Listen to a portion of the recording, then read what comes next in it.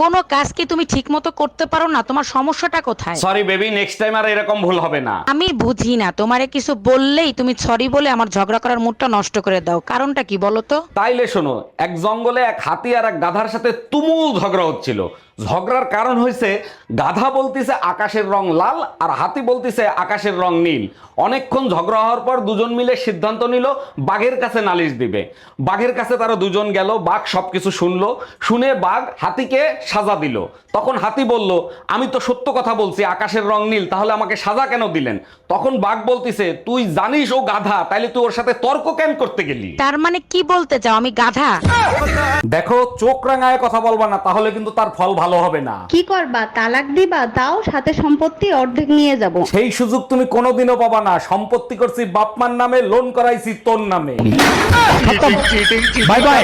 এই জানো, পাশের বাড়ির ভাবি না প্রেগনেন্ট। বলো কি, এ তো খুব খুশির খবর। ভাই 2 বছর ধরে বিদেশ আর ভাবি প্রেগনেন্ট, এটা কোনো খুশির খবর হইলো? আমার উপর চিল্লাচ্ছ কেন? আমি কিন্তু ভাবির বাড়ির আশেপাশেও যাই নাই। ঠাকুর ঘরে কে রে? আমি কলা খাই না।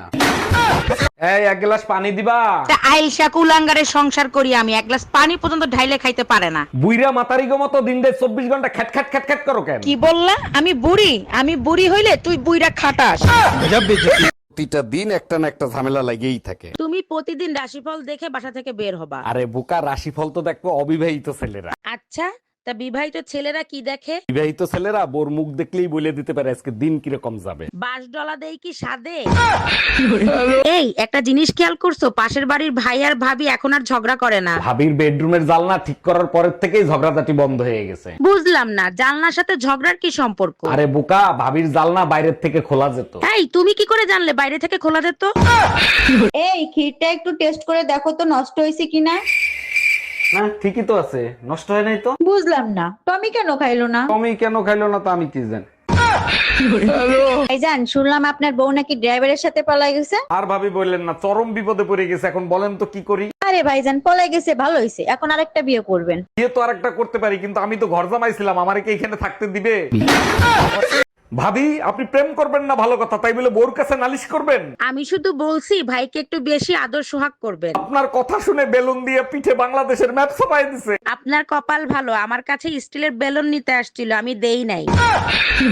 আজ 2 মাস ধরে পার্লারে নিয়ে যেতে বলতেছি, কোনো কথা শোনো তুমি? পার্লারে নিয়ে যায়নি তার জন্য কান্না করতে হবে, এটা কোনো কথা? জানো আজ মা ভিডিও কল দিয়ে আমারে কি বলতেছে? ও আচ্ছা, তোমার মা তোমাকে বকা দিছে? আরে না, মা বলছে বুয়া আমার মেয়ের হাতে ফোনটা একটু দাও তো।